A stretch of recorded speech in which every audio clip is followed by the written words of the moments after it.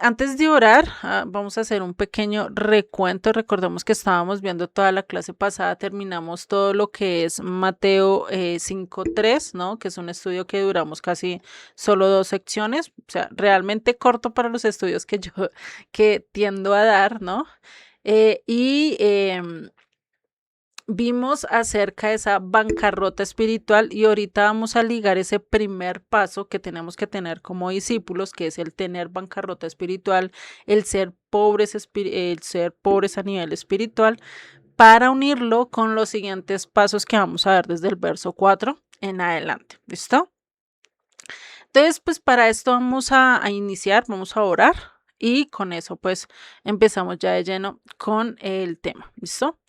Señor y Padre, gracias Padre Celestial por tu palabra, por tu instrucción, por todas las cosas que nos enseñas, porque tú amplías nuestro conocimiento, nos enseñas mucho más y ayudas a que crezcamos realmente de acuerdo a lo que tú nos estás pidiendo, Padre. Perdónanos, Señor, si hemos perdido de vista lo que tú quieres. Ayúdanos a reconocer que estamos completamente en bancarrota espiritual, que necesitamos demasiado de ti, que sin ti realmente no somos nada y sobre todo ayúdanos a vaciar nuestra copa, nuestra vida, Padre, para que realmente puedas entrar tú plenamente y no tengamos ciertos lados de nuestras vidas que no dejamos entrar, que no dejamos que tú trabajes, Padre. Y por eso te pido que seas tú el que corrijas y el que nos ayudes realmente a moldear nuestra vida de acuerdo a lo que tú nos dices y sobre todo de acuerdo a lo que tú nos estás enseñando a lo largo de estos estudios, Padre. Te pido que seas tú el que tomes el control, que seas tú el que nos enseñes y que seas el que nos dé la sabiduría, el entendimiento y la revelación para poder andar de acuerdo a tu voluntad, Padre. Te doy gracias en el nombre de Yeshua. Amén y amén. Bueno, la clase pasada estábamos, como les dije al principio, estábamos hablando o estábamos conectando este primer paso, ¿sí? De bienaventurado el que es pobre de espíritu, ¿cierto? Porque de ellos es el reino de los cielos o los pobres de espíritu, ¿no? Entonces, estábamos viendo todo esto y estábamos conectando con una de las palabras que dijo Jesucristo, ¿sí? Que la vamos a ver que está en Lucas 17:7, ¿sí? Este es algo en lo que vamos a empezar a conectar. Déjenme, ya les pongo pantalla. Ups. Entonces, este es algo que ya vamos a empezar a conectar un poquito. Entonces, en el verso 7 de Lucas 17 nos dice, ¿quién de vosotros teniendo un siervo que ara y apacienta el ganado, al volver el del campo, luego le dice, pasa y siéntate a la mesa? No le dice más, prepara la cena, ciñete y sírveme hasta que haya comido y bebido y después de esto come y bebe tú. ¿Acaso das gracias al siervo porque hizo lo que se le había mandado? Pienso que no. Así también vosotros, cuando hayáis hecho todo lo que os he ordenado, decid, siervos inútiles somos, pues lo que debíamos hacer, hicimos. Entonces, algo que debemos entender es que cuando nosotros obedecemos, todos los mandatos de Dios, obedecemos y vamos cumpliendo, no es mérito para recibir la gracia y la honra de Dios, no es mérito para nosotros recibir el aplauso de los demás, sino es más bien para qué, para saber que somos inútiles, porque estamos cumpliendo solo lo que Dios nos pidió. No estamos haciendo algo más allá y posiblemente no vamos a llegar a cumplir algo más allá de lo que Él nos dijo, ¿no? Por eso es necesario saber que somos siervos inútiles, que somos incapaces de lograr cosas por nosotros mismos, porque realmente el que nos da la fuerza, el que nos da la vida, el que nos da el aliento, el pensamiento, la inteligencia, todo es ¿quién? Dios, ¿no? Entonces, por más que yo diga esto lo logré por mis fuerzas, Te estás mintiendo a ti mismo porque realmente todo lo lograste gracias a Dios, gracias a que Dios primero te dio todas las herramientas para hacerlo. Entonces, realmente, nosotros somos los que le debemos dar gracias a Dios, más no Dios a nosotros.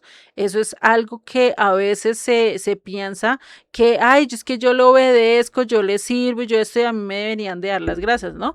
Eso por lo menos es algo que se espera en servicio, por lo menos en iglesias, en comunidades. Los que han estado sirviendo en una iglesia saben que el trabajo pues no es fácil, el lidiar con gente, el estar todo el tiempo haciendo aseo, cosas así, y casi siempre las labores las hacen las mismas personas, ¿no? Casi siempre termina siendo las mismas personas. Los que cocinan son siempre los mismos de siempre, porque ya llegan otros y no les gusta meterse o ya no quieren entrar a hacer eso, ¿no? Porque saben que si entran, ya es muy difícil salir, ¿no? Por decirlo así, eso parece la mafia, ¿no? Es muy fácil entrar, pero difícil salirse. No quiero decir que eso sea así en una comunidad cristiana, sino lo que pasa es que ya tú aceptas la obligación o aceptas la responsabilidad y el problema es soltar esa responsabilidad porque ya no encuentras a quién pasárselas. Por eso termina siendo el mismo de siempre cocinando, el mismo de siempre en tesorería, el mismo de siempre limpiando las sillas o haciendo el aseo, el mismo de siempre casi siempre predicando y cosas así por el estilo, ¿cierto? Es algo que se ve en la comunidad. Pero cuando yo hago esos oficios o cuando se hacían esos oficios, casi siempre que era lo que se pensaba, deberían dar por lo menos las gracias, ¿no? Es que el pastor a mí nunca me da las gracias porque voy y le limpio los baños y sienten como que les tuvieran que estar agradecidos cuando es algo que ellos se comprometieron, cuando es algo que ellos decidieron el servir a la iglesia. Nadie tiene que darles las gracias porque ese es un servicio para Dios y como bien lo vimos, estamos obedeciendo a lo que Dios nos mandó, ¿sí? Entonces, ahí no deberíamos recibir gracias, sino más bien nosotros ser agradecidos porque por lo menos podemos obedecerle, por lo menos podemos servirle en algo tan pequeño como barrer, como lavar los baños, como cocinar, como hacer cosas así. Incluso hasta llevar la palabra dar. Gracias a Dios porque realmente estamos cumpliendo con algo de lo que Él nos mandó, con algo de lo que Él nos dijo que debíamos de hacer, ¿no? Esto es algo muy indispensable. Por eso, casi siempre nosotros tenemos que ser y reconocer que somos, ¿qué? Siervos inútiles. Y realmente cuando nosotros hacemos su voluntad, y esto lo vemos en la parábola de los talentos, ¿sí? Si tú utilizas tu talento, lo trabajas y lo duplicas, ¿qué te va a decir? Buen siervo, eres fiel en lo poco y en lo mucho te pondré, ¿no? Ve y tú no hagas nada y lo que te va a decir es que no eres un siervo fiel, eres un siervo inútil, porque ni siquiera obedeciste, ¿no? A pesar de eso, Dios nos llama que realmente somos fieles, somos obedientes, ¿sí? Pero también debemos de reconocer que la gracia, que la misericordia, que todo lo que Él nos da no es por mérito, no es por algo que estemos haciendo de más, sino porque realmente no lo merecemos. ¿Listo? Entonces, esto es algo que debemos de entender y va ligado con todo lo que vimos la clase pasada. Por eso, algo que hay que verlo también es en la relación de pareja entre esposos y esposas. Casi siempre el esposo siente que la esposa tiene que darle gracias. ¿Por qué? Porque está trayendo la comida a la casa, porque está cumpliendo con las obligaciones a las cuales él se responsabilizó desde el principio, desde el momento que dijo, yo me voy a ir a vivir contigo o yo me voy a casar contigo, ¿no? Si es que acá parejas que están en unión libre, ¿no? Entonces, ¿qué hizo? Se responsabilizó. Y lo mismo la mujer. La mujer al momento de decir, sí, voy a unir mi vida contigo, no es que ahora, ay, no es que me tiene que agradecer porque le lavo la ropa, porque le cocino, porque le plancho, porque le hago de comer, porque mejor dicho, le hago todo. Me tiene que dar las gracias, estoy también trabajando, ¿no? ¿realmente será que sí? No, es un rol de cada quien. El hombre tiene la obligación de ir y ser el proveedor de la casa, como la mujer, si no está trabajando, pues de lógico que tiene que mantener la casa al día, ¿cierto? Porque el hombre no puede hacer las dos cosas o la mujer no puede hacer las dos cosas. Y eso no quiere decir que ahora le tengo yo que dar las gracias por algo que es el compromiso y la responsabilidad que cada cual adquirió al momento de compartir su vida, ¿sí? Esto es algo claro, es una responsabilidad. Un hombre que lleva las cosas a su casa y hace todo, se siente muy bien, sabe que está haciendo las cosas correctamente, pero no puede esperar que su mujer siempre le esté dando las gracias por algo que la mujer sabe que es su responsabilidad. Si no, ¿para qué se fue con ella? Y si no, ¿para qué le montó estrellitas cuando la estaba conquistando? ¿No? Porque es curioso, los hombres le dicen te va a bajar la luna, las estrellas y todo, y cuando estamos viendo, están exigiendo incluso más, ¿no? De incluso de lo que se puede dar en el momento de la relación. Entonces, por eso tenemos que hacerlo y no solo en ese momento, sino también en las circunstancias difíciles. En las circunstancias difíciles y en los procesos difíciles es cuando realmente sabemos quién está allí y si realmente quiere estar contigo o no, ¿no? No todas las mujeres pasan contigo la necesidad mientras que tú no estás trabajando 2 o 3 meses. Y te aguantan ahí en la casa con tu estrés, con tu afán y con todo, no es fácil, ¿cierto? O lo mismo al revés, ¿no? El hombre que trabaja, que da todo y se aguanta una cantaletosa, una fiera que está ahí en la casa siempre molestando y criticando y esto, ¿cierto? Sin importar las circunstancias, tenemos ese compromiso, que van a haber momentos en que la mujer va a tener que apoyar al hombre y va a haber momentos en que el hombre va a tener que apoyar a la mujer. No siempre vamos a estar al 100% para mantener la relación balanceada. ¿Por qué? Porque va a haber días que el esposo se va a lesionar o se va a cansar o va a pasar algo y le va a tocar quedarse en casa un tiempo y ¿qué le toca hacer a la mujer? Poner la cara en ese tiempo. Después, posiblemente la mujer se va a enfermar, va a estar embarazada, va a estar muchas cosas, ¿cierto? Y no va a poder dar el 100% en la casa y ahora es el hombre que tiene que trabajar y ayudar en la casa para solventar esa necesidad mientras la mujer se levanta. ¿Sí? Es un balance y es una ayuda que se dan mutuamente, algo que se está perdiendo mucho hoy en día. Por eso de que estaré contigo sin importar la pobreza, la riqueza, la enfermedad, todo eso, hay veces que no se da tal cual, ¿sí? Y por eso no es que estamos diciendo, no, es que ahora yo voy a hacer todo por ti o a hacer esto, no. Vamos a trabajar juntos hacia la meta, vamos a caminar juntos hasta las mesas y no siempre todo va a ser color de rosa. Siempre van a haber problemas, en el matrimonio hay matices donde un día estamos súper bien, el otro día, bueno, la cosa como que se aguanta y otros días que queremos escalabrar la mujer al marido o el marido a la mujer y así sucesivamente, ¿sí? Pero son cosas que se van manejando a lo largo del matrimonio y lo mismo es con Dios. Van a haber momentos que con Dios vamos a estar en full de exaltación, de full de conexión, como lo tuvo David al momento de decir, Dios mío, yo te quiero dar el templo, yo quiero crear y levantar el templo para ti. Y David tenía un corazón desbordante y una conexión con Dios en ese momento, tanto que Dios incluso le prometió que desde su linaje iba a salir el Mesías, ¿no? Pero ¿qué pasó después? Cogió y cayó otra vez en pecado. Fue y hizo un censo. Y de ese censo trajo problemas a todo un pueblo, ¿no? Trajo consecuencias. Lo mismo es con Dios. Podemos estar un día donde, mejor dicho, sentimos la presencia de Dios y estamos en lo más elevado de la montaña. Pero al otro momento Podemos estar sintiendo que Él no está, que por ahí no aparece, que no hay luz, que no hay nada en el camino y estamos en ese sub y baja, ¿sí?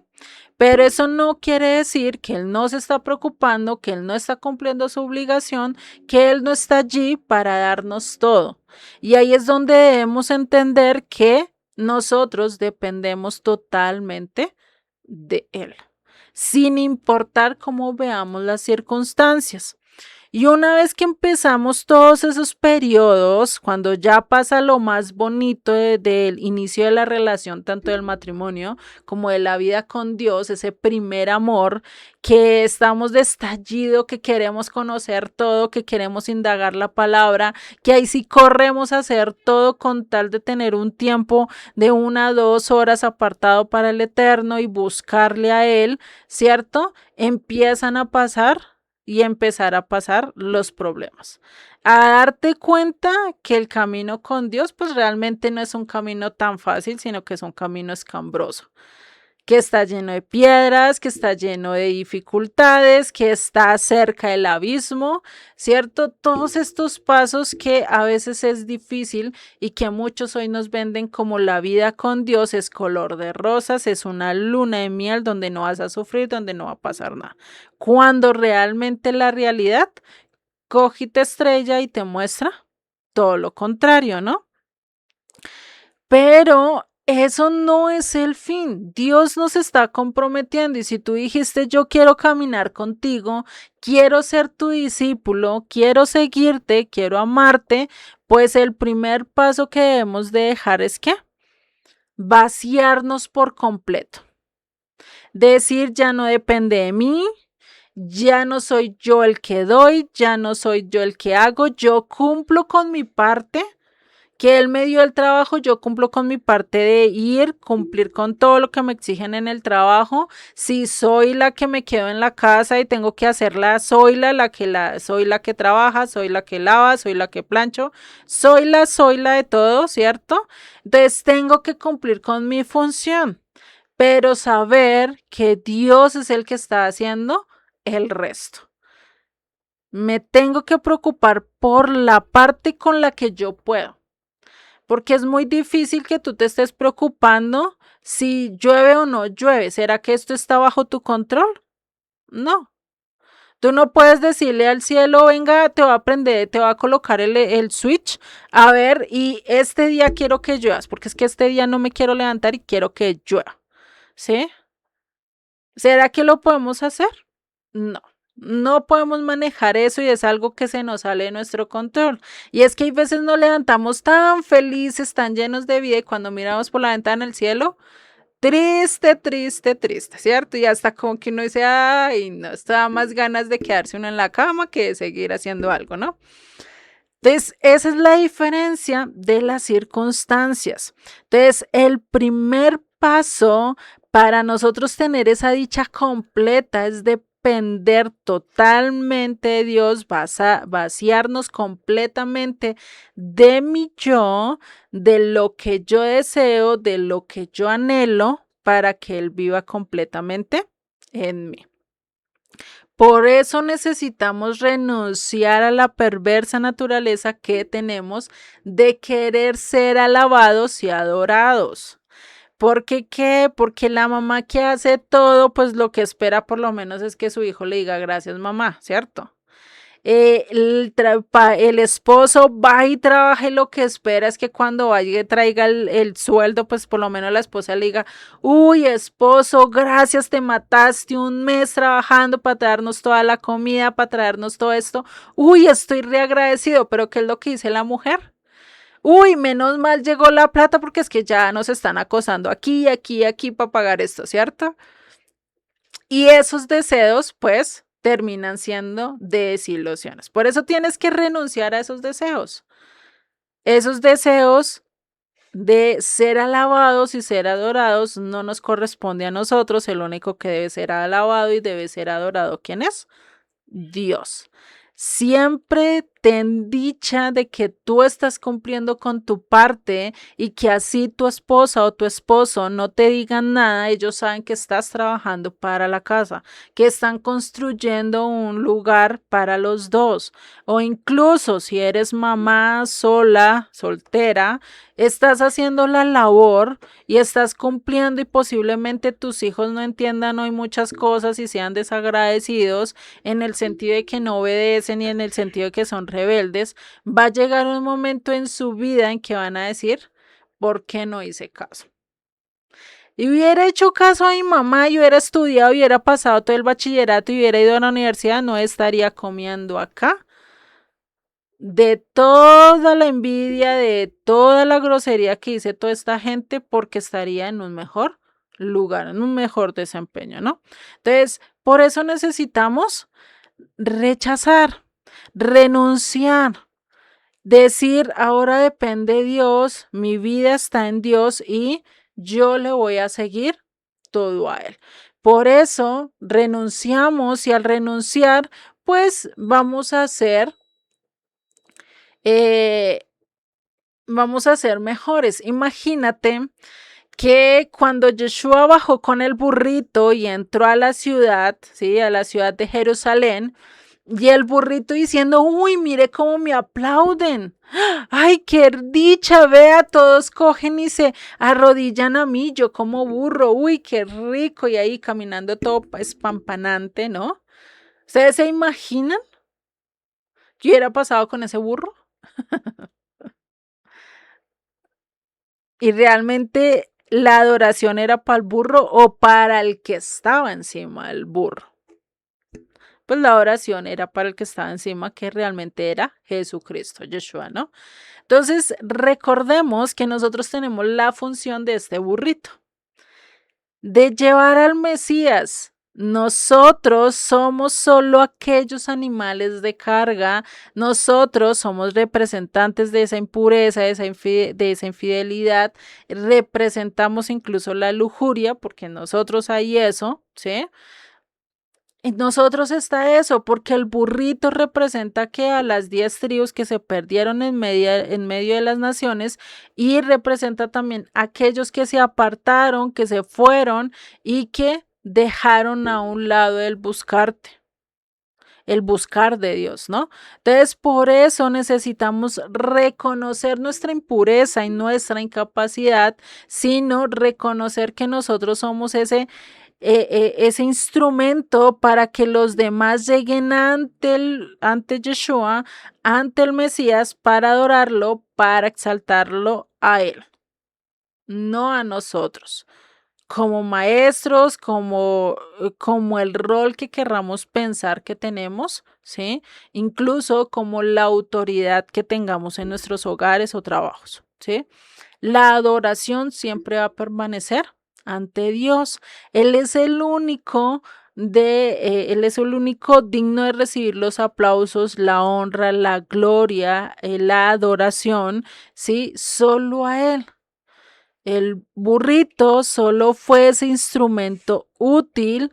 ¿Para qué? Para mostrarnos cómo Dios nos iba a rescatar, cómo Dios nos iba a sacar, cómo ya no íbamos a tener o a vivir en una vida totalmente alejado de Él, sino que realmente íbamos a acercarnos fielmente a Él. ¿Sí?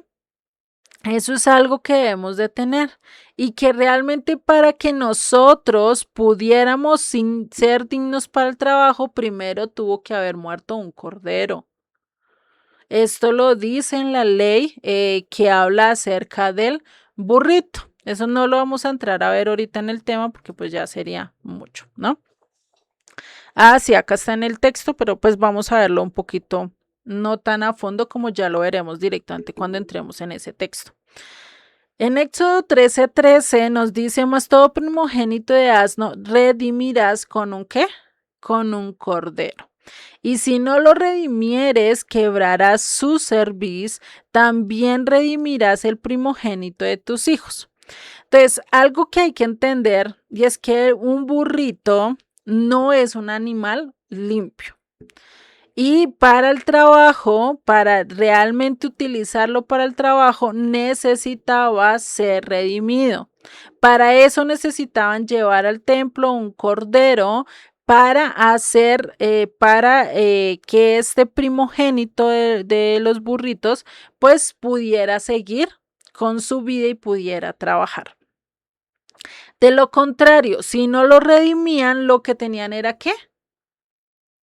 Quebrarle la cerviz. Lo que quería era matarlo, ¿sí?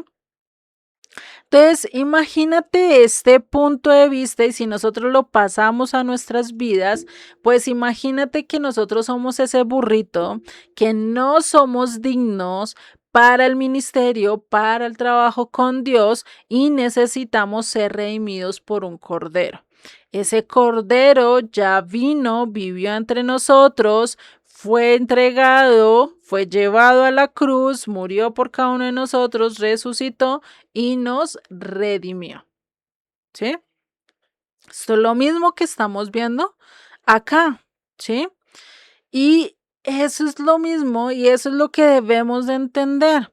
Cuando Jesucristo tomó el lugar de nosotros, y es decir, lo mismo que pasó en ese momento, hagan de cuenta que ustedes están ante Pilato, ustedes son Barrabás, hagan de cuenta que ahí en el texto no aparece el nombre Barrabás, sino el nombre de cada uno de nosotros. ¿Y qué pasó? Jesucristo tomó el lugar de cada uno de nosotros. Imagínate esta connotación. El justo muriendo por un infiel, un injusto como somos cada uno de nosotros. Y ese justo tomó el lugar para redimirnos, para podernos integrar, para podernos agregar, para podernos añadir a su reino de perfección, donde habrá una felicidad y una paz incomprensible. ¿Sí? Y por eso necesitamos agradecerle a Dios, a Yeshua, por su sacrificio, por todo lo que hicieron, ¿sí? No por otra cosa. Y por eso, pues, ¿para qué tengo que estar amargado? ¿Será que entonces, entendiendo todo esto, puedo estar amargado? ¿Tengo que tener mala cara? ¿Tengo que vivir, mejor dicho, enojada y molesta porque llovió, porque salió el sol, o porque me dijeron lindo, me dijeron feo, me dijeron gorda, o me dijeron como me dijeron? ¿Será que tengo que estar de mal genio y amargada en mi vida? Realmente no. Realmente lo que debemos estar es que satisfechos, dichosos, alegres, porque el Eterno nos está dando todo y nos está dando esa posibilidad de conocerlo aún más, ¿no? Por eso es que algo que la mayoría de las personas que viven amargadas, con rencor, con rabia o con envidia, creen que ellas se merecen todo, ¿sí?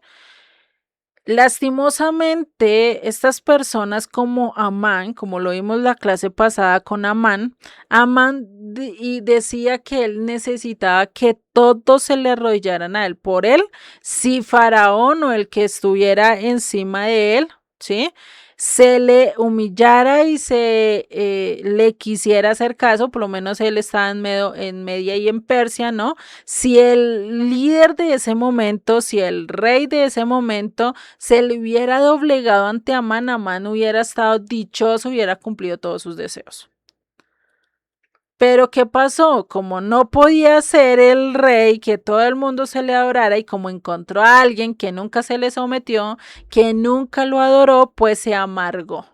Prefirió ver esa gota que faltaba en su vaso para terminar de ser lleno y prefirió dejar de ver toda la dicha que él ya había obtenido.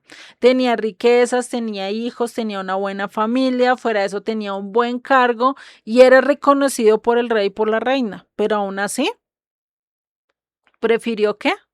Dejar todo. Y se enfocó y se enojó solo porque un hombre no lo adoró, porque un hombre no hizo y no le rindió culto. Por eso nosotros no debemos de ser así. Sé dichoso con lo poco o con lo mucho que Dios te haya dado. Agradécele sin importar las circunstancias, ¿sí? Hay momentos que van a ser difíciles y que no lo vamos a entender y que van a pasar circunstancias como la que le pasó a Job, que llegaremos a estar en bancarrota de un momento a otro en ceros.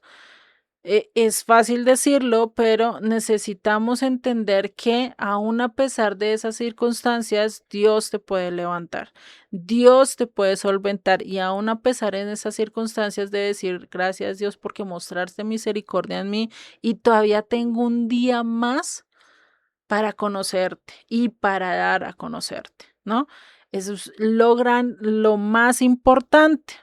Ya entendiendo este primer paso de bancarrota espiritual, entendiendo que no soy nada y que no soy digno de nada y que debo estar dichoso con todo lo que Él me dio, ¿sí? Y que soy como un esclavo que no tengo derecho ni a exigir ni a pedir nada, entonces ahí sí pasamos al siguiente paso. En el siguiente paso, verso 4, ¿qué nos dice? Bienaventurados los que lloran. ¿Por qué? Porque ellos recibirán consolación. Al momento de tú darte cuenta que eres insignificante, que no vales nada, que definitivamente por más que obtuviste títulos y obtuviste, bueno, lo que tú quisieras en este mundo, pero entiendes tu lugar, eso va a provocar ¿qué? Que te quebrantes, porque vas a entender realmente a dónde perteneces. Y al momento en que tú te quebrantas, al momento que tú entiendes y reconoces a tu Dios, a pesar de que eso no sea tan fácil y te duela, ¿sí? Ellos y esa persona que está haciendo esto, pues va a tener ¿qué? Consolación. ¿Y de dónde fue que sacó Yeshua esto? Dice en Isaías 61:1, el Espíritu del Eterno, el Señor está sobre mí, porque me ungió el Eterno. Me ha enviado a predicar buenas nuevas a los abatidos, a vendar a los quebrantados de corazón, a publicar libertad a los cautivos y a los presos apertura de qué? De la cárcel, o sea, libertad. ¿Sí? En Isaías 66:13 nos dice, como aquel que consuela a su madre, así os consolaré yo a vosotros y y en Jerusalén tomaréis consuelo. O sea, siempre está ese consuelo del Eterno en cada una de las difíciles circunstancias que tengamos. En Isaías 51:3 también lo habla. Ciertamente consolará el Eterno a quién? A Sión, a Jerusalén. Recordemos que cuando habla en Sión, las escrituras está hablando también de Jerusalén, es lo mismo, ¿sí? Dice, consolará todas sus soledades. Cuando tú te sientas solo, que no encuentras a nadie y que por más que estás rodeado hay una soledad en ti al quien puedes ir a decirle las cosas, a decirle cómo te sientes realmente y desahogarte, pues va a ser a Dios y Él te va a consolar en medio de tu soledad y vas a ver que ya esa soledad se va a ir yendo. Si no se va de una vez, se va a ir yendo poco a poco a medida que Dios empiece a trabajar en tu vida. Y sigue diciendo, y cambiará su desierto en paraíso, y su soledad en huerto del Eterno. Se hallará en ella alegría y gozo, alabanza y voces de canto. Todo lo que tú veas mal, todo lo que estés pensando, estés abatido o estés con ese pensamiento negativo, todo va a cambiar a un pensamiento optimista. Todo tú lo vas a ver ya diferente, ya no vas a ver el vaso medio vacío, sino vas a ver el vaso medio lleno y vas a empezar a entender mucho más lo que Dios quiere hacer en tu vida. Desde ese momento, desde que tú entiendas que Él es el único que te puede consolar. ¿Sí? Y por eso lo dice en Jeremías 31:13. Entonces la Virgen se alegrará en la danza, los jóvenes y los viejos juntamente, y cambiaré su lloro en gozo y los consolaré y los alegraré de su dolor. Si te quebrantas, pero un quebrantamiento real, no de culpabilidad, que es un quebrantamiento momentáneo, ¿sí? Solo por lo que estás sintiendo en el momento, pero no hay un quebranto real que tú digas definitivamente acá fallé, acá hice y que te vayas delante de Dios, pues no vas a tener realmente una consolación. ¿Qué dice en Zacarías 1:17? Clama aún, diciendo, así dice el Señor de los ejércitos, aún rebosarán mis ciudades con la abundancia del bien, y aún consolará el Eterno a Sión, a Jerusalén, y escogerá todavía Jerusalén. Entonces, siempre Dios habla de consolarte, sin importar las circunstancias, sin importar lo que estás pasando. Dios siempre te va a consolar. Dios siempre te va a hablar a ti, ¿sí? Siempre va a estar allí para ayudarte a pasar esos momentos difíciles. Muy posiblemente te sientes cansado, abatido, que ya no puedes con más, pero aún así Dios te puede estar alzando, te puede estar llevando en los brazos de Él y aún a pesar de eso, tú no verlo. ¿Por qué? Porque estás mirando mucho hacia otro lado y no estás mirando realmente al único que te puede consolar. En Isaías 30:19 también nos dice, ciertamente el pueblo morará en Sión, en Jerusalén, nunca más que llorarás, el que tiene misericordia se apiadará de ti, al oír la voz de tu clamor, que dice, te responderá. Puede que no sea una respuesta inmediata, puede que no sea una respuesta rápida, pero ¿qué te va a responder? Te va a responder. Y a veces lo habla desde el mismo momento de que lo habla desde el silencio, a veces lo habla en diferentes circunstancias, ¿sí? Porfa, si van, si escuchan entrecortado o algo así, me avisan porque acá me dice que tengo conexión inestable, entonces para estar pendiente si se me va la señal. Entonces sí, es algo que vemos acá. La importancia de ves, esto también lo vemos en Salmos 94:19.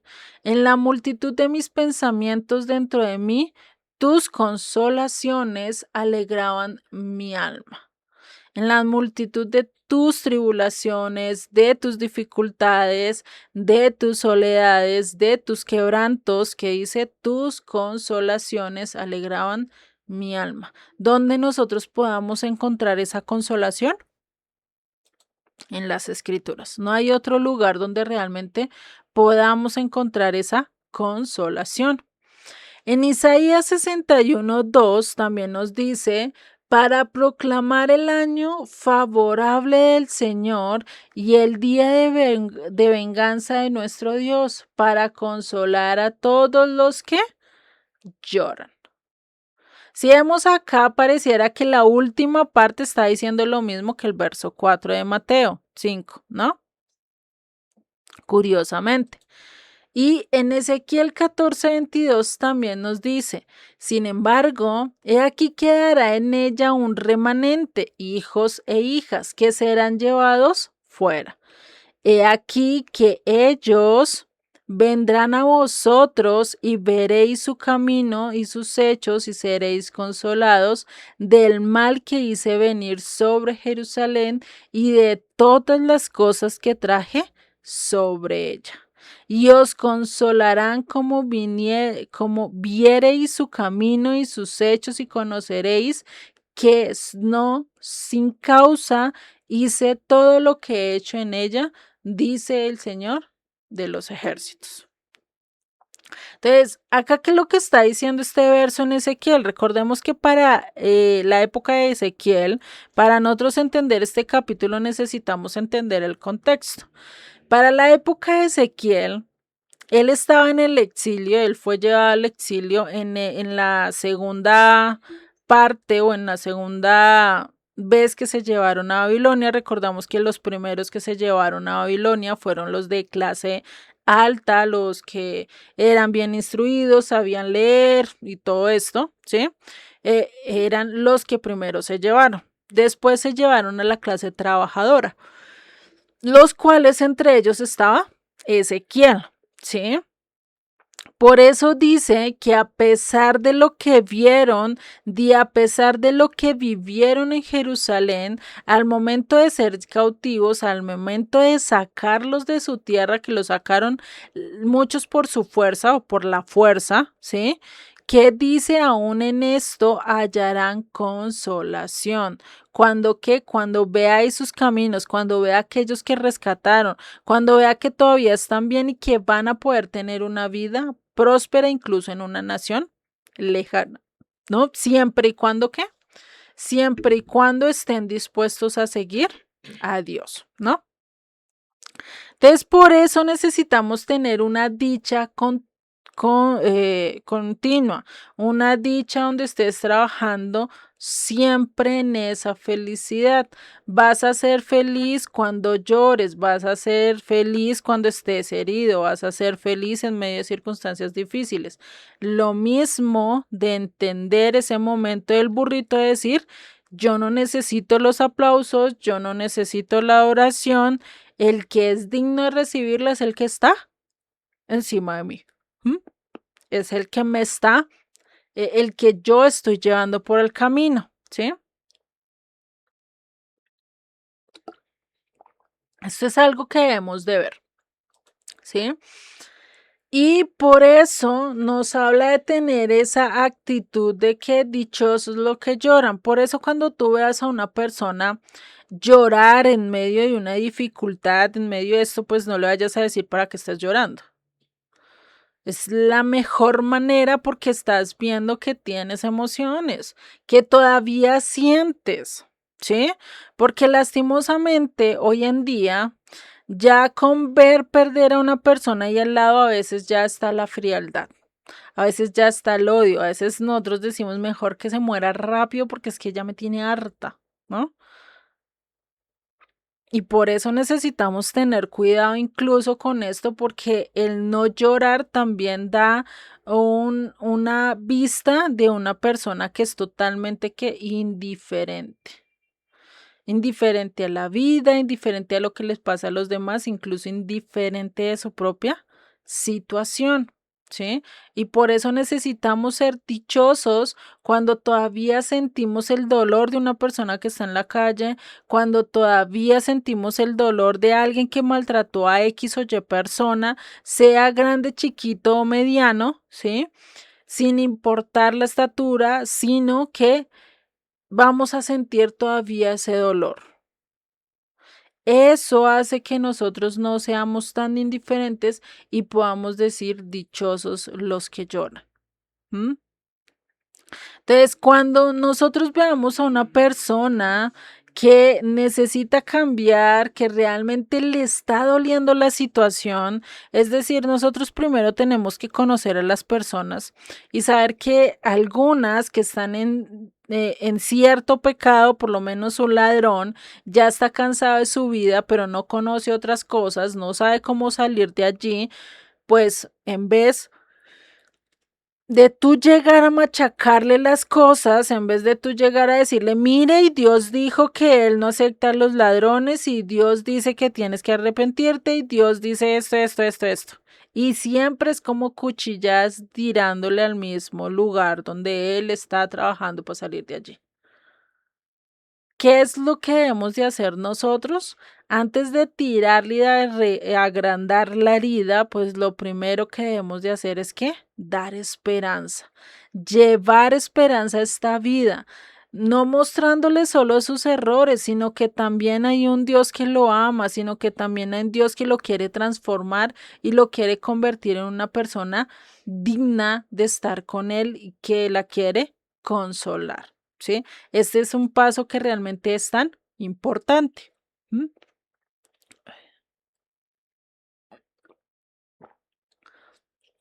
Por eso en Lucas 7:37 que nos dice, entonces una mujer de la ciudad que era ¿qué? Pecadora, al saber que Jesús estaba a la mesa en casa del fariseo, trajo un frasco de alabastro con perfume y estando detrás de él a sus pies, llorando, comenzó a regar con lágrimas sus pies y enjuagaba con sus cabellos y besaba sus pies y los ungía con el perfume. O sea, imagínate esta mujer pecaminosa. Y algo que hay en la cultura judía o hebrea, y es que por lo menos cada persona que se acercaba, no todos podían tener acceso al momento de lavar los pies o al momento de acercarse a un hombre, y mucho menos una mujer. Por dos razones que hay que entender. La primera, porque los hombres y las mujeres, pues en ese tiempo, pues no se tocaban o no se acercaban mucho. ¿Por qué? Porque tenía que haber una diferencia entre hombre y la mujer.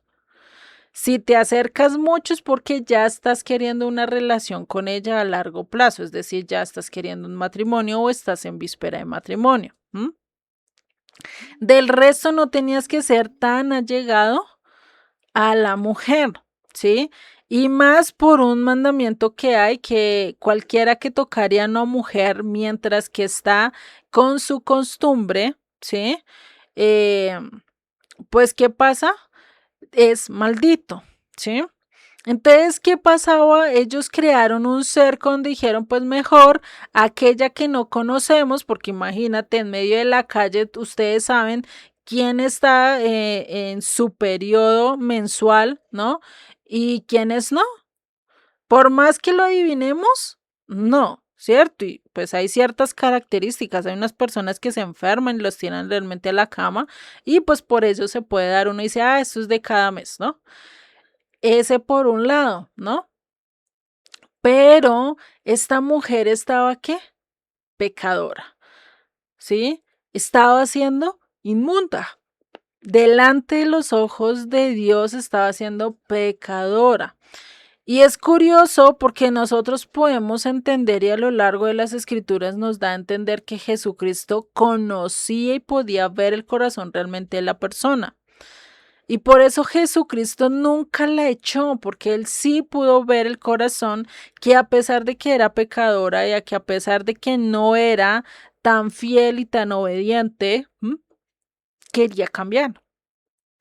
Quería tener una transformación y eso fue lo que permitió que Jesucristo la dejara lavarle los pies con sus lágrimas y con sus cabellos y fuera eso ungirlo con el perfume que llevaba, que es de alabastro, que realmente era el salario de casi todo un año.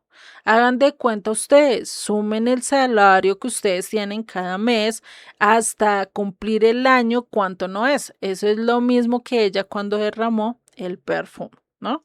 Y ahí sí uno diría, no, pero esta mujer está loca, ¿no? Muy posiblemente iríamos igual que Judas Iscariote. ¿Cómo puede esta mujer derrochar todo eso? Pues mejor lo hubiera dado a los pobres, ¿no? Pero todo esto también tenía un cumplimiento muy hermoso, ¿sí? Y es que esta mujer estaba ungiendo y estaba preparando a Jesucristo ¿para qué? Para su sepultura. Entonces, por eso nosotros y a veces como hombres religiosos podemos pensar lo que pensaba el fariseo en Lucas 7:39. Cuando vio esto el fariseo que había convidado, dijo para sí, si fuera profeta, conocería quién y qué clase de mujer es la que le toca que es pecador. O sea, imagínate, dentro de sí está diciendo, si Jesucristo supiera que, mejor dicho, esta rompe toda la vajilla, ni se le acercaría a ella, ¿no? Curiosamente, nosotros a veces somos así. A veces decimos, no, pero si es el peor pecador, eso Dios nunca se le va a acercar a esa persona, es que es el peor violador, el más, aquel que asesinó cuántas no personas, ¿sí? Y a veces nosotros podemos decir, y Dios, ¿por qué tiene misericordia a este hombre? ¿Por qué Dios lo está perdonando? ¿Sí? Y ahí es donde podemos ver la mano de Dios realmente en la vida, incluso de esta mujer que aún estando en su condición, que aun conociendo su condición, lo único que encontró para adorarle y para derramar todo de sí sobre él, porque estaba aceptando ¿qué? Su bancarrota espiritual en ese momento. Sí, ella estaba aceptando que no era nada sin Dios y que al único que debía adorar era ¿quién? A él. ¿Sí? Eso es algo que lo vemos. Por eso en esa cultura pues es escandaloso pues que una mujer y la otra, una mujer y un hombre pues estén unidos, ¿no? Y por eso Jesucristo bien le responde. En versos más adelante, después de ver todo esto, después de que incluso Jesucristo coge y a este hombre, a este fariseo que lo invitó, coge y lo regaña, coge y como que le da una exhortación. Ahí sí es cuando él le dice a esta mujer, le dice, tus pecados te son ¿qué? Perdonados. ¿Qué hizo? Consoló a la mujer.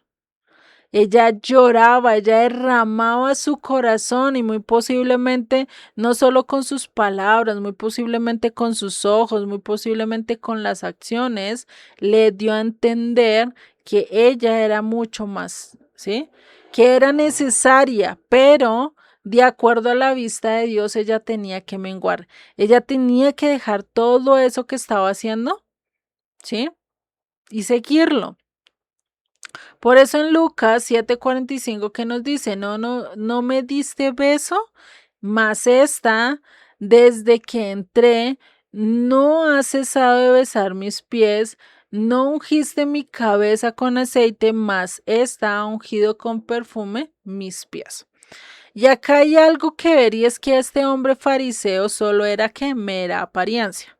Porque si realmente él hubiera reconocido a él como el Mesías, hubiera querido estar con él todo el tiempo, ¿sí? Pues, ¿qué pasa? No hubiera tenido esta actitud, sino muy posiblemente te hubiera tomado la actitud de esta mujer. Hubiera querido adorarlo, hubiera querido reconocerlo, hubiera querido humillarse delante de él. Pero, ¿qué pasó con este fariseo? No lo hizo. Prefirió más su lugar, más su rigor, en vez de aceptar que se había equivocado. Ay, Dios mío, qué pena es que hoy he estado todo el día trabajando y ya estoy, mejor dicho. Entonces, si lo vemos, la necesidad de reconocer, ¿sí? El lugar que nos corresponde. Cuando nosotros reconocemos que somos pobres, que no merecemos nada, ¿sí? Que incluso estamos invitados y que vivimos como invitados, porque cuando todavía no tenemos la ciudadanía, porque cuando todavía no somos hijos y ni siquiera nos han adoptado, ¿somos qué? Invitados. Somos advenedizos. ¿Hay advenedizos qué son? El arrimado ahí en la casa, ¿sí? Y si no entendemos esto, y si imagínate este fariseo que tenía todo y toda la alegría y tenía como darle las gracias a Jesucristo, ni siquiera un beso de saludo, ni siquiera un beso de respeto le dio, ¿sí? Y es que algo que pasaba en esa época como educación, o era algo muy de ellos, por lo menos acá en Colombia cuando se recibe una visita se trata de atender. Se le ofrece comida, eso, se le ofrece esto, si siente frío se le da hasta una manta, eso mejor dicho, ¿sí? Se trata de atender de que la persona se sienta lo mejor posible ahí, pero que se sabe es invitado, ¿sí? Lo mismo pasa acá. Este fariseo recibió a Jesucristo, pero no tuvo la calidez que sí posiblemente tuvo con otras personas. Por eso Jesucristo llega en un momento y le dice, venga, ¿cómo vas a juzgar a esta mujer que ella sí que desde que entró no ha dejado de besarme y de llorar sobre mis pies? En cambio usted, fariseo, ni siquiera un beso me dio. Ni siquiera mandó a uno de sus siervos para que me lavara los pies. O sea, imagínate, le está diciendo, mira tu corazón lo que realmente hay, ¿sí? Por eso le dice después en el verso 47 a esta mujer, Por lo cual te digo que en sus muchos pecados le son perdonados. Porque ¿qué dice? Amó mucho. ¿Y qué? Mas aquel a quien se le perdona poco, poco ama. Ahí es donde nosotros tenemos que revisar. ¿Será que estamos amando o perdonando poco o estamos perdonando mucho? ¿Sí? Necesitamos entender que si no tenías un corazón para ser perdonador y para perdonar, pues muy difícilmente ibas a hacer tu labor de decir ya no merezco nada, ¿sí? Muy difícilmente te ibas a creer rico, te ibas a creer rico a nivel espiritual y vas a sentir que realmente tenías la razón, como este fariseo decía, y este hombre, no sé si es que profeta, no es que es el Mesías, que hace con esta mujer pecadora, haciendo todo esto, ¿y quién era el que más tenía la razón? Jesucristo o este hombre fariseo lleno de sus propias banalidades y de sus propios deseos o perspectivas, ¿sí? Que estaba totalmente erróneo. Por eso la importancia del verso 3. Si no hacemos este paso del verso 3 de ser pobres en espíritu, muy difícilmente vamos a hacer llegar y vamos a llegar a ser consolados. Necesitamos primero romper mi yo, quedarme en bancarrota sin tener autoestima, porque a mí no me importa la autoestima, lo que me importa es quién, Dios. Importa cumplir su voluntad, me importa llegar a lo que él está diciendo. Por eso Yeshua le dice a esta mujer, mujer, tus muchos pecados te son perdonados. ¿Sí? Ahora que le está diciendo, eres consolada. Puedes Puedes estar en paz, puedes estar en dicha, porque esta humillación muestra tu corazón, la sinceridad que tienes y le da la salvación. Imagínense, ¿no? Y ahí es donde nosotros necesitamos empezar a medir nuestras vidas. ¿Será que estamos minimizando ciertos pecados? ¿Será que estamos siendo indiferentes a ciertas actitudes que tenemos? ¿Mm? ¿O solo somos o solo somos de los que tratamos de decir no, mientras que voy a la iglesia, estoy full, hago todo lo que estoy bien, pero el resto de días no, el resto de días me voy a echar mi canas al aire. En el día del Señor es del día del Señor y hago su voluntad, pero el resto de días hago mi voluntad, porque no dice que es el día del Señor, ¿no? Entonces, ¿qué es lo que estamos haciendo? ¿Te estás rindiendo plena y totalmente a Él? ¿O quieres vivir con una inmadurez que realmente lo que hace es llevarte cada vez de mal en peor?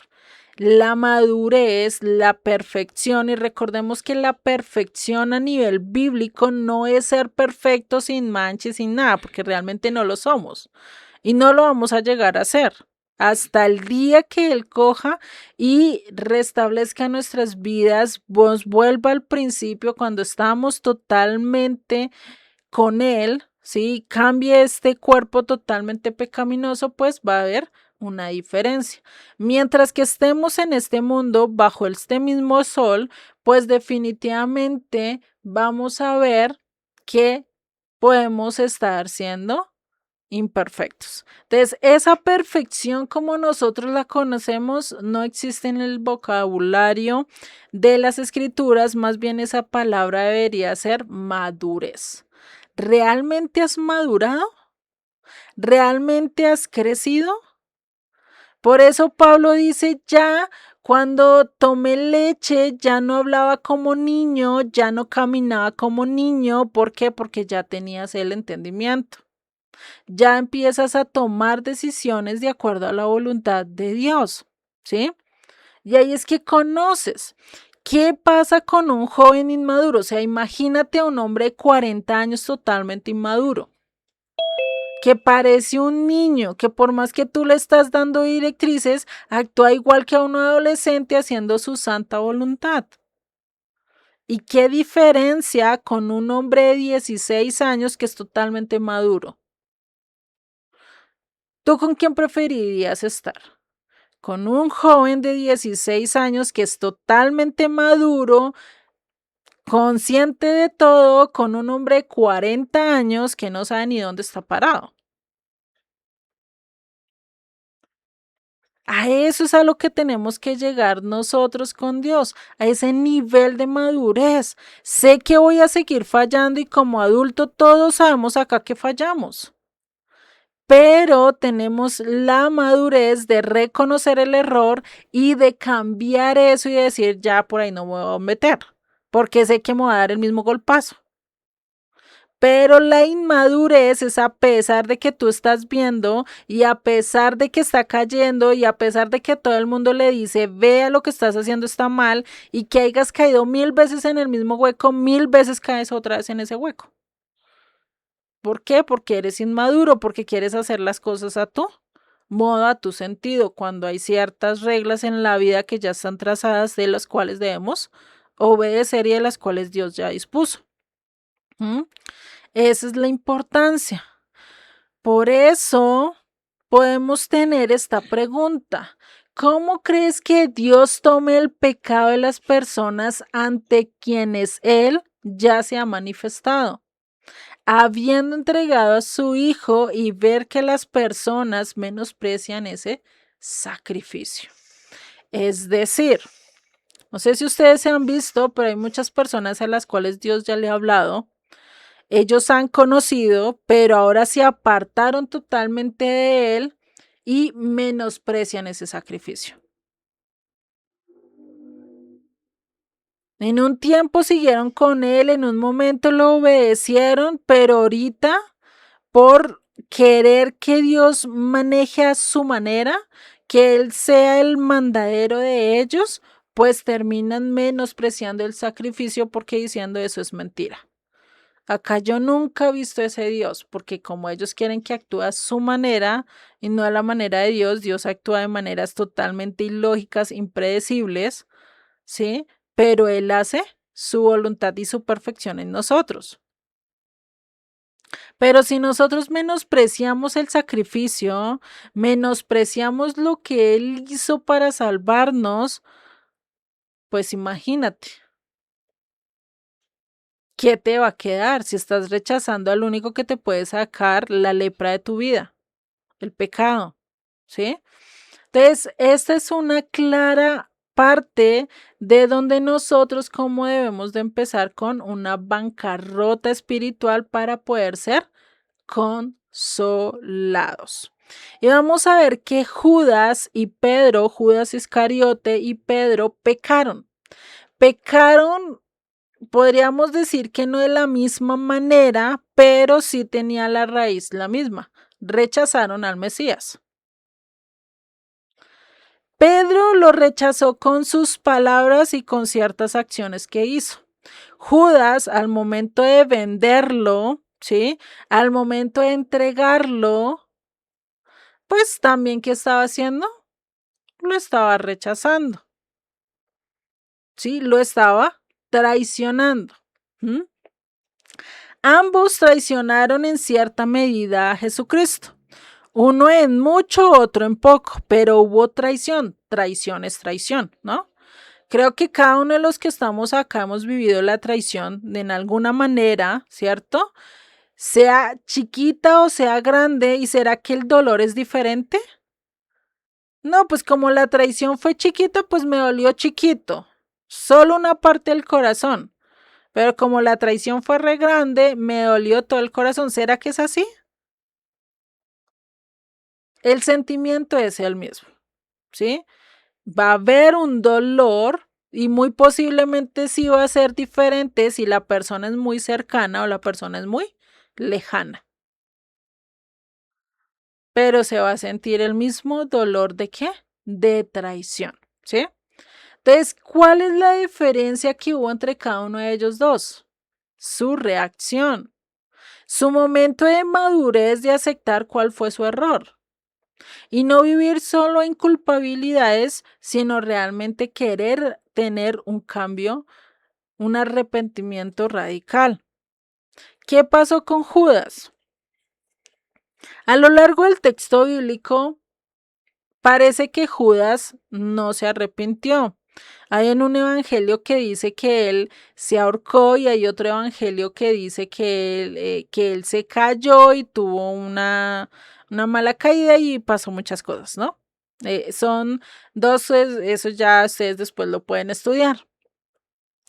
Entonces, si vemos Judas, sí se arrepintió, pero con un sentimiento de culpabilidad. ¿Cuál es la diferencia entre la culpabilidad y el arrepentimiento? No sé si ya lo hablamos acá, creo que no. Que hace poquito lo hablé, creo que en otro curso. El arrepentimiento y la culpabilidad son dos cosas totalmente diferentes. La culpabilidad, tú sientes el dolor y tú sabes que hiciste el acto mal y sientes ese remordimiento. Pero ¿qué pasa? No haces el cambio. Eso es lo mismo con el borrachito, ¿sí? Imagínense a una persona borracha que le gusta tomar todos los días, ¿sí? Llega un momento a su casa y los hijos le dicen, papá, deja de tomar, que mira cómo estamos, que no sé qué. Y él sí, en su momento de cabal, en su momento que no está llevado por el trago, por el vicio, pues que dice, sí, yo voy a cambiar, sí, miren, perdónenme, yo ya no lo vuelvo a hacer, ya desde mañana ya no tomo más. Pero ¿qué pasó al día siguiente? Allá está haciendo el ejercicio al codo. Entonces, ¿qué va a pasar? No hubo un arrepentimiento, sino un sentimiento de culpabilidad. Eso es, ¿por qué? Porque no hay un cambio radical. Podríamos decirlo y podríamos pensar, pero pues es alcohólico, su cuerpo ya le llama la adicción, sí, pero él podría ser un proceso de qué? De limpieza, de desintoxicación. El que quiere cambiar, busca las maneras para cambiar, ¿sí? Siempre busca las maneras para cambiar. Y hay muchos que lo han hecho de cambiar. Incluso muchos han terminado buscando a Cristo con tal de salir de esa situación. ¿Judas será que fue directamente a la fuente a recibir el perdón? ¿A querer recibir el perdón? No. No sabemos si en su último instante, si en tu último segundo alcanzó a orar a Dios y a decir definitivamente todo lo que hice está mal, perdónanos. No lo sabemos. Y tampoco podemos dar un juicio o decir es que Judas nunca se arrepintió, decayó, ya no está arriba o no va a estar con Dios, ¿no? No lo sabemos y no podemos afirmar algo que las escrituras no lo dicen, ¿no? Esto es algo primordial. Entonces Judas posiblemente no se arrepintió. Pedro, en cambio, a pesar de que negó, a pesar de que tuvo también el sentimiento de culpabilidad, porque después de que sonó el sonido del gallo, es decir, la trompeta esa noche, pues ¿qué pasó? Lloró amargamente. ¿Por qué lloró amargamente? Porque supo que había hecho mal, que había cometido un error y que todo lo que había dicho de Yeshua se había cumplido, ¿sí? Por eso lloró amargamente, porque no pudo cumplir lo que prometió. ¿Qué le dijo antes cuando Jesucristo le dijo eso? Yo no te voy a abandonar, yo no te voy a rechazar, incluso si es necesario irme contigo a la cárcel, lo haré. ¿Por qué no lo hizo en ese momento? Y prefirió rechazarlo. Pues en parte para que las escrituras se cumpliesen, pero también en el corazón de Pedro había cierta duda. ¿Será este el Hijo de Dios? El Hijo de Dios ahí atado, dejándose torturar, dejándose pegar, este no es el Hijo de Dios. O sea, ¿qué hubieran pensado ustedes en ese momento con Pedro? Yo no sé qué haría, o muy posiblemente haría lo mismo que Pedro. Porque muy posiblemente Pedro en ese momento se le pasó, este no es el Mesías no tiene por qué entregarse, el Mesías viene a poner su reino acá, este no es. Y posiblemente pensó eso, pero su creencia en el Mesías siguió intacta. Pensó que Jesucristo no era, pero él siguió esperando y diciendo en algún momento recibiré esa restauración total. ¿Sí? Entonces, el arrepentimiento es regresar a hacer una vuelta, no. Es como lo mismo que con nosotros cuando nos perdemos. Imagínate que tú vas para X lugar, ¿sí? Y coges o tomas, más bien tomas el bus o el camión que no te corresponde. Y te lleva al sitio Y. Necesitabas ir al sitio X, pero te dejó en otro lugar que tú ni siquiera conoces. ¿Qué necesitas hacer para poder volver al punto de partida y ir ahora sí directamente al lugar que te corresponde, que es la X? Pues tienes que hacer ¿qué? Volver. Volver a retomar mis pisadas para verificar si está bien y en qué momento me perdí, ¿cierto? Y en ese punto puedo otra vez ahí sí tomar el camino correcto. Eso es hacer un arrepentimiento, hacer una vuelta de mis malas decisiones, volver al punto de partida donde puedo empezar a caminar otra vez con Dios y empezar a hacer el bien. ¿Sí? Esto es algo que debemos de entender. Caín fue un hombre que solo entendió lo que es el remordimiento.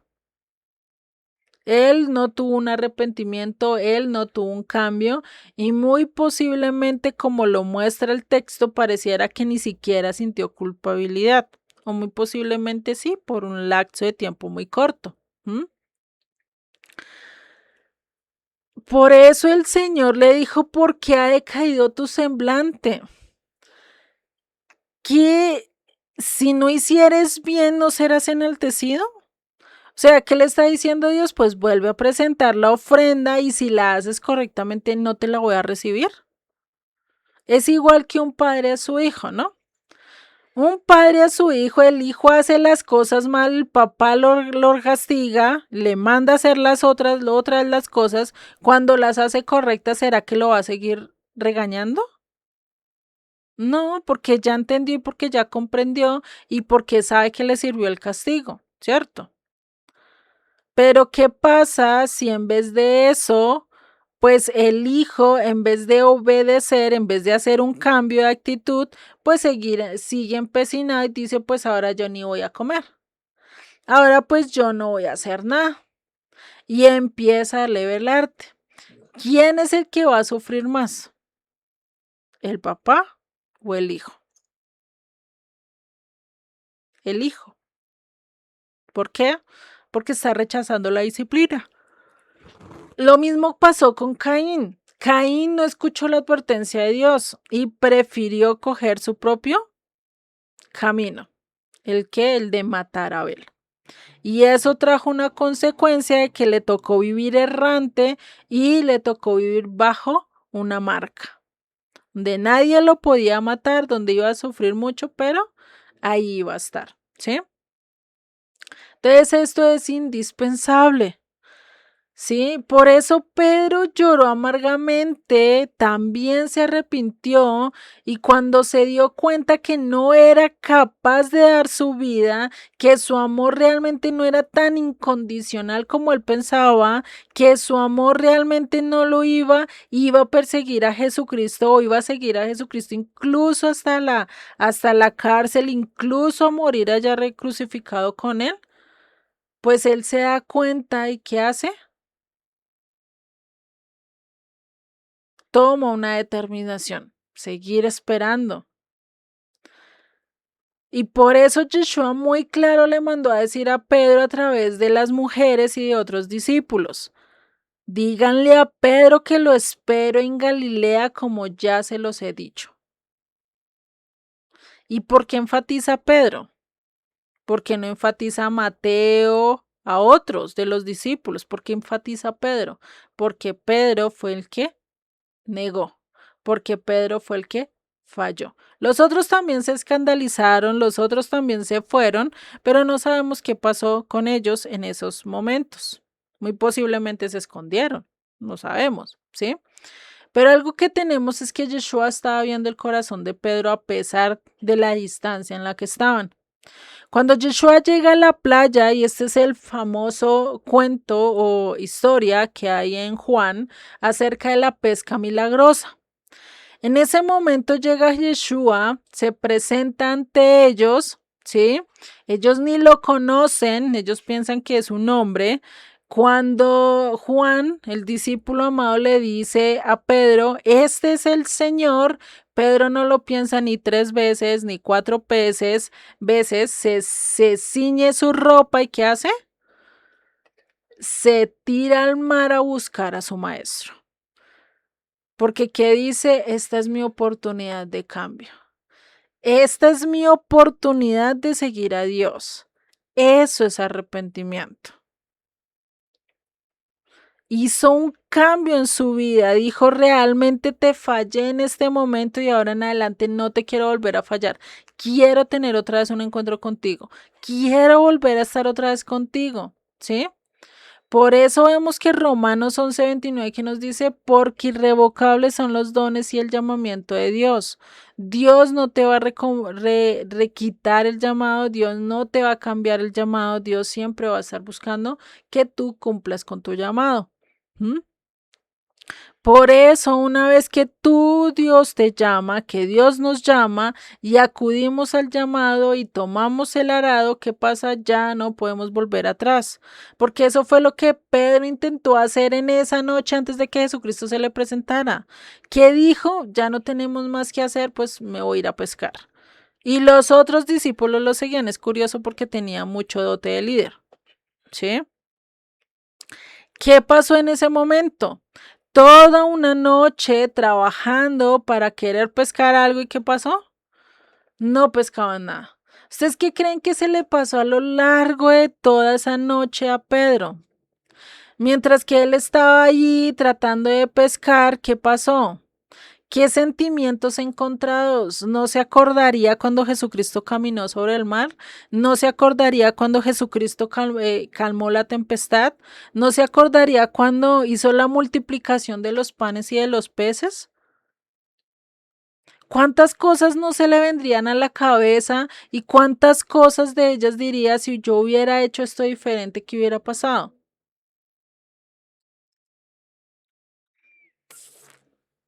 Eso fue lo que pasó con Pedro. Él entendió que había otra posibilidad de salir, otra posibilidad de llegar al encuentro con Dios. ¿Sí? Por eso cuando Yeshua le dice, y ellos no lo conocen de inmediato, y Yeshua le dice, tiende la red al lado derecho, porque todos le dicen, no hemos pescado nada, no hemos hecho nada, pues él les dice, tienda la red al lado derecho y pescarán. Imagínate cuando alguien te dice eso, eche la red a la derecha y hallaréis peces, y pues ahí es cuando ya empiezan a sacar peces, cuando ya la red incluso se va a caer de tantos peces que tenían, y peces grandes, ¿no? Y ahí es donde encuentran 153 peces que los llevan delante de quién? Delante de Jesús, recordándoles que su labor era ser pescadores. ¿De qué? De hombres que lo iban a llamar con su red, que es la palabra de Dios, mostrando que misericordia, por eso les dice que tienen la red al lado derecho, y al momento que la tiran al lado derecho, con misericordia, con amor, ir a llevar la palabra de Dios a las naciones, iban a traer muchos pescaditos, muchos hombres y los iban a llevar delante de la presencia de quién? ¿De ellos mismos? No, de Jesucristo. ¿Se imaginan esto? Ahí todavía Pedro todavía no había sido restaurado. Pero ahí en ese momento, en esos 153 peces, incluso ellos posiblemente en ese momento no lo entendieron, pero esto lo podemos conectar incluso con el arquitecto del tabernáculo. ¿Sí? ¿Quién se acuerda quién fue el arquitecto del tabernáculo? Al que Dios escogió y le dio ciencia para hacer obra, para trabajar en el oro, en el cobre y muchas otras cosas. ¿Quién sabe cómo se llama él? ¿Ninguno? No se Sí, acuerda. fue Bezalel. Bezalel. Ajá, muy bien, Bezaleel, exactamente. Este Bezaleel, si ustedes miran a nivel y sacan el nombre de él en hebreo, ¿sí? Y recordemos que cada letra en el hebreo tiene un numerito, ¿sí? Y suman el número de cada letra, les va a dar 153. Por eso, acá vemos que Bezaleel, ¿qué quiere decir? La sombra del Eterno. ¿Jesucristo es qué? La sombra del Eterno, la imagen de Dios, el arquitecto que va a crear el templo en cada uno de nosotros. Por eso era el único que podría darle la restauración total a Pedro. Levantarlo del lugar de donde estaba, lo iba a consolar. ¿Y qué estaba esperándolo Jesucristo allí en la playa antes de que ellos llegaran? Estaba esperándolo con un desayuno. Imagínate, tú habiéndole fallado, tú habiéndole rechazado y aún así Jesucristo te recibe con amor y te trae el desayuno y te hace todo para recibirte. O sea, ¿qué clase de amor haría eso? ¿No? O sea, imagínense, pensémoslo nosotros, ¿no? Cada uno de ustedes fueron hijos, imagínense ustedes que le hicieron desobedecieron a sus papás en algo muy grande, ¿cierto? ¿Y será que esperamos que nuestro papá al momento de llegar a la casa nos tenga un banquete en la mesa y nos reciba con amor y con aplausos? No, ¿cierto? Esperamos todo lo contrario. Y posiblemente Pedro sabía que posiblemente iba a tener algo igual. Un regaño, una sacudida, algo le iba a decir, pero encontró fue todo lo contrario. Alguien que lo quería restaurar. Y por eso dice ya en el verso 15 de Juan 21, entonces ustedes lo pueden encontrar toda esta historia en Juan 21, donde dice, cuando hubieran comido, Jesús dijo a Simón, sí, a Simón Pedro, hijo de Jonás, ¿me amas? Cuando habla de me amas, acá está hablando con un amor incondicional. Cuando nosotros lo miramos desde el griego, en el griego aparece con un amor ágape, ¿sí? Déjenme un momento, les abro acá la Biblia y les muestro. Un segundo que me hablan las escrituras.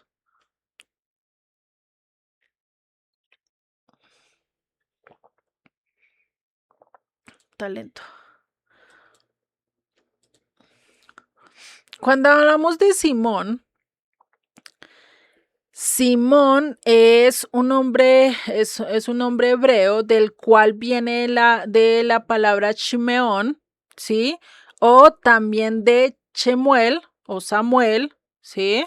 También viene de ahí, que lo que quiere decir es que oír, ¿sí? Oír. Él tenía que prestar atención. Por eso el primer mandamiento está con esta función de oír, el Shema, ¿sí? Cuando hablamos de Shema es oír. Oye Israel, oye lo que te voy a decir. Viene con esta instrucción, por eso le dice, Simón, hijo de Jonás, oye lo que te voy a decir, ¿sí? Para que nosotros podamos entender esto de donde sacamos de me amas, que es ágape, lo vamos a ver directamente acá con las escrituras. Vamos a buscar Juan, a ver si lo encuentro. Juan 21:15.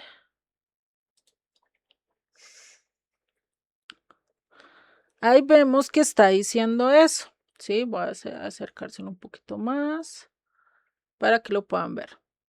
Entonces acá sí vemos, está en el verso 15, me dice: Simón, hijo de Jonás, ¿me amas más que estos?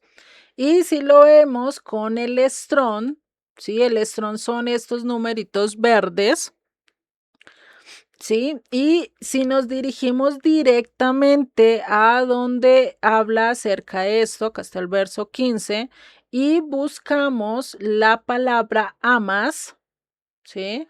Me amas, acá vamos a ver que está el G25, lo mismo que estábamos ahí en las diapositivas, ¿sí?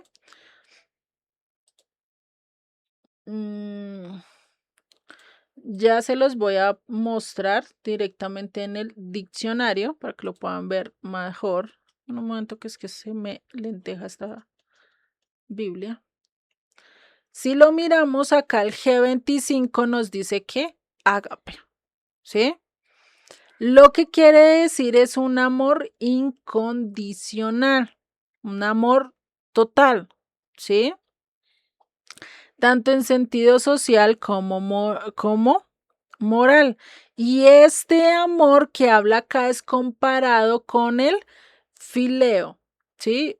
Este fileo es diferente. En el griego, haz de cuenta que hay un amor incomprensible, que es como el de Dios hacia nosotros, que a pesar de que nosotros hacemos lo que hacemos, aún así Él está dispuesto a escucharnos, a perdonarnos, y no es como un amor igual que el de nosotros. Casi siempre el de nosotros es casi que con condición, ¿no? O es un amor que no es tan perfecto. Yo te amo es de que tú me ames. Si tú me odias, ya yo te odio, ¿no? Casi siempre esa es la condición. Entonces, si miramos acá cuando habla de me amas más que estos, lo que les está diciendo es que realmente tienes un amor tan incondicional o más incondicional que estos. Y Pedro lo que le respondió es: sí, Señor, tú sabes que te amo, pero acá esta palabra cambia y cambia para un amor fileo. ¿Un amor de qué? De compañeros, un amor de que no es lo mismo. Es como cuando yo le digo te quiero. Cuando digo te quiero no es lo mismo que decir te amo, ¿no? Son dos cosas diferentes en nuestro vocabulario. Acá es lo mismo que está diciendo, te quiero como amor de hermanos. Pero el momento que tú me traiciones, mi amor se va a ver afectado, ¿no? Entonces no es tan incondicional como yo lo creía antes. Eso es lo que está aceptando Pedro. Pedro está aceptando: sí, Señor, tú sabes que te amo, pero mi amor está enfermo.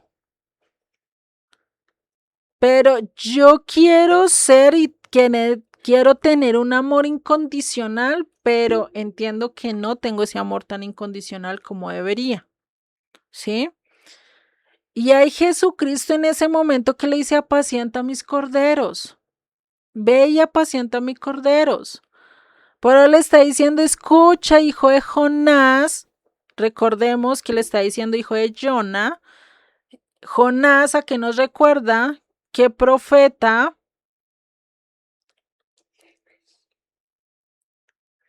¿Quién fue Jonás como profeta? ¿Qué fue lo que hizo Jonás como profeta? ¿Quién se acuerda?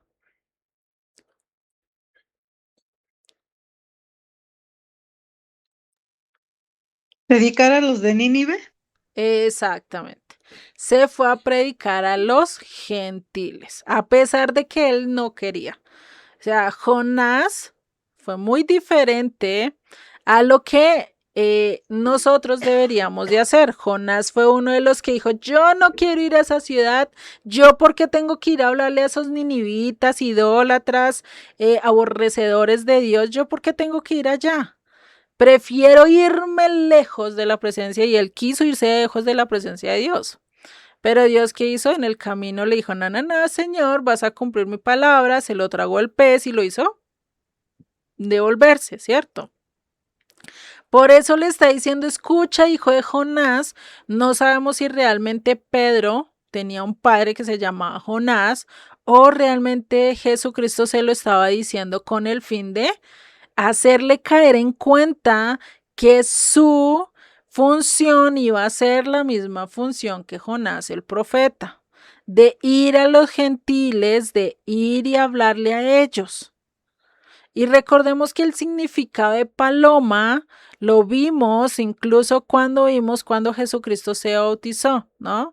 El significado de paloma, la paloma realmente no representa totalidad al Espíritu Santo, sino representa mucho más a qué? A las 10 tribus, a la casa del norte, ¿cierto? Entonces lo que le está diciendo, tú vas a ser como esa paloma que va a traer a las 10 tribus delante de Jesucristo, como lo vimos en el bautismo.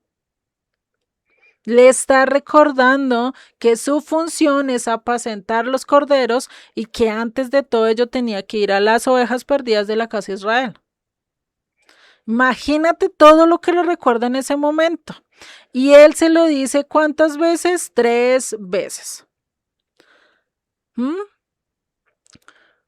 Por eso, cuando Yeshua a Jesucristo les dice, ustedes me van a dejar, todos se van a escandalizar, todos me van a apostatar, se van a alejar, que dice, aunque todos te dejen, yo no te dejaré.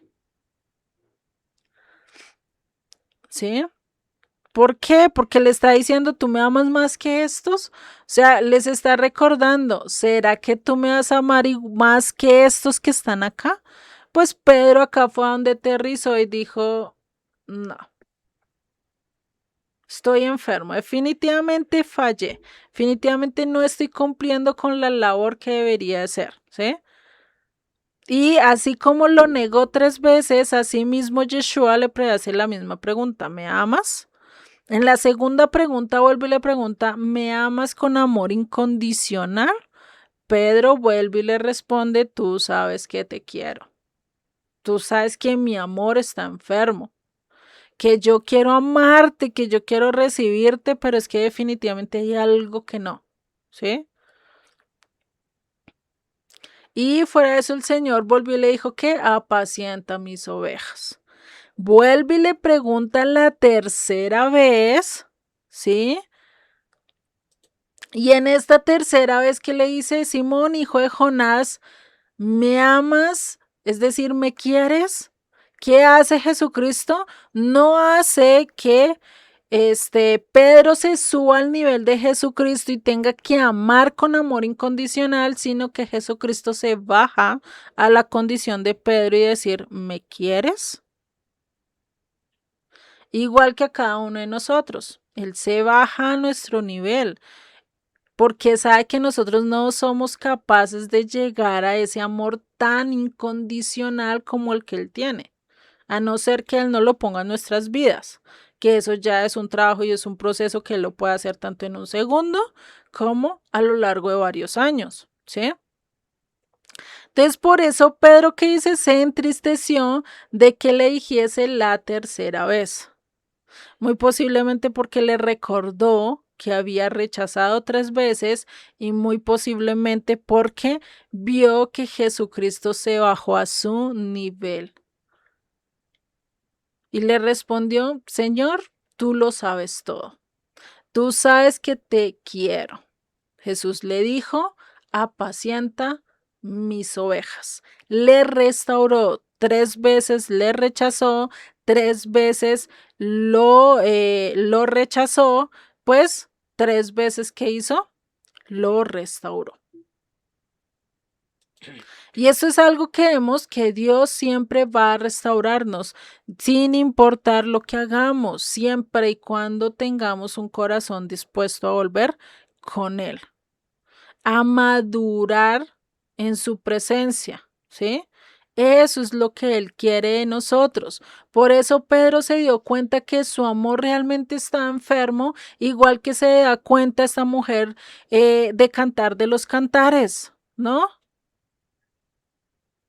que dice, vi a mi amado, quise abrirle, pero algo me lo impidió y cuando le abrí ya no estaba.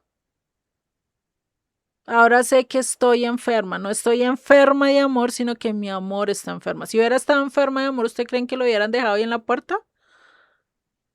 No, hubiera salido directo a recibirlo y sí, amor, ven, yo te recibo, te quiero, ven, entra, ¿no?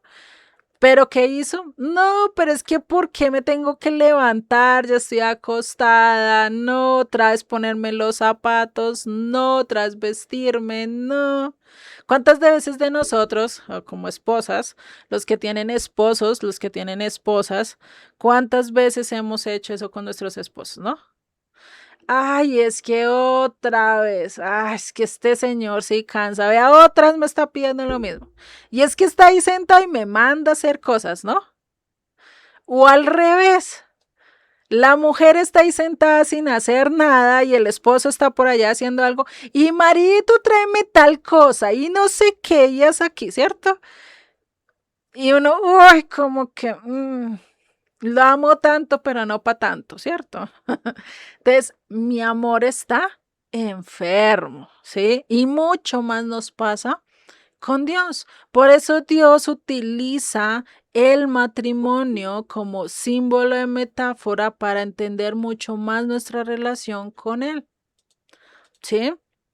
Y esto es lo que nos ayuda a caer en cuenta a lo que Él nos está diciendo, ¿sí? Esto fue algo que vemos acá, ¿listo?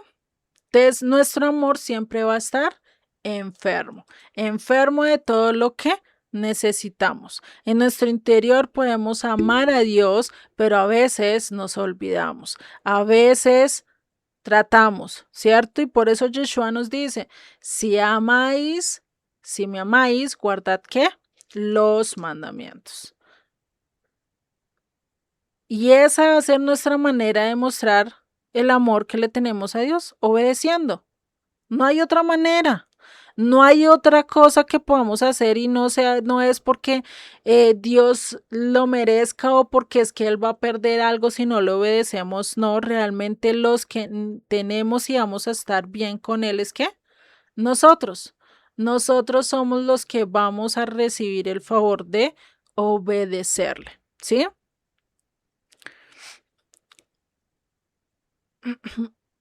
Vale, entonces esto es algo que necesitamos entender. Por eso cuando nosotros entendemos que somos pobres, que no tenemos nada, llega el momento en que Él te va a consolar, porque estás aceptando tu condición, ¿sí? Y por eso lo mismo que hizo con Pedro, que él aceptaba su condición, que él aceptó que no era nada, aún así Jesucristo lo estaba esperando con un desayuno, lo estaba esperando allí con una fogata a que se calentara después de tanto trabajo a lo largo de la noche. Y fuera de eso tiene una charla directa con él de restauración. Y eso Dios lo hace con cada uno de nosotros en procesos diferentes, en momentos diferentes, pero siempre va a traer una restauración en nuestras vidas. Y por eso cuando nosotros entendemos que hicimos todo mal, que no somos buenos, que no tenemos nada que darle y lo único que podemos es humillarnos ante Él, pues vamos a hacer recibir esa consolación que necesitamos. Y ahí viene el siguiente paso, que es que bienaventurados los mansos, no los mensos, los mansos, porque ¿qué dice? Porque ellos recibirán la tierra por heredad.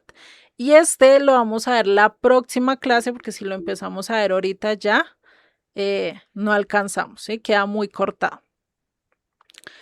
Y bueno, pues nos vamos a despedir, vamos a orar, teniendo en cuenta estos dos primeros pasos. Son dos pasos que van de la mano y es de la escalera donde tú vas a ir de tu vida actual, física, de lo que el mundo te está vendiendo, vas a ir hacia abajo, ¿sí? Tienes que quitarte tu yo, tener que llegar hasta el cero y eso no es fácil. No es fácil erradicar que yo y yo, ¿cierto? a tener que empezar con el nivel espiritual, que es donde vas a crecer a la maduración que Él quiere, ¿sí? Ya vimos el segundo escalón, que es que si te quebrantas ante Él, Él te va a consolar. Va a estar allí con los brazos abiertos siempre para consolarte, igual que un padre lo hace con su hija, ¿sí? O con su hijo, ¿no? Vale, entonces vamos a finalizar, vamos a orar y finalizamos con el estudio de hoy. ¿Listo? Señor y Padre, te damos gracias Padre Celestial por este estudio, por este tiempo que nos permitiste adorarte, bendecirte y sobre todo escuchar tu palabra, entender ese llamado que tú nos haces a nosotros como discípulos, como hijos tuyos, y que sabemos que estos dos pasos no son tan fáciles, el quebrantar mi espíritu y fuera de eso el reconocer que sin ti no soy nada, hasta el punto de humillarme ante tu presencia. Sé que voy a recibir consolación, Padre, pero el romper el yo, eso duele.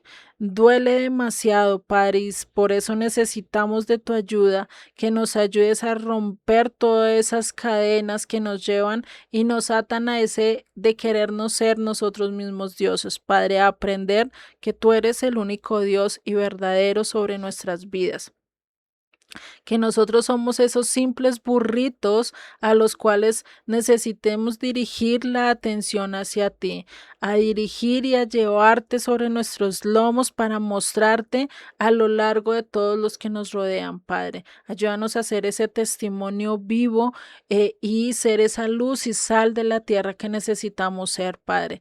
Te doy gracias por tu palabra, por todo lo que nos has enseñado y por lo que has hablado el día de hoy, Padre. Te pido por cada uno de los que están acá, los que vayan a ver el video, que seas tú que les hables, que seas tú el que les reconfortes y les des la consolación que necesitan, Padre. Te doy gracias en el nombre de Yeshua. Amén y amén.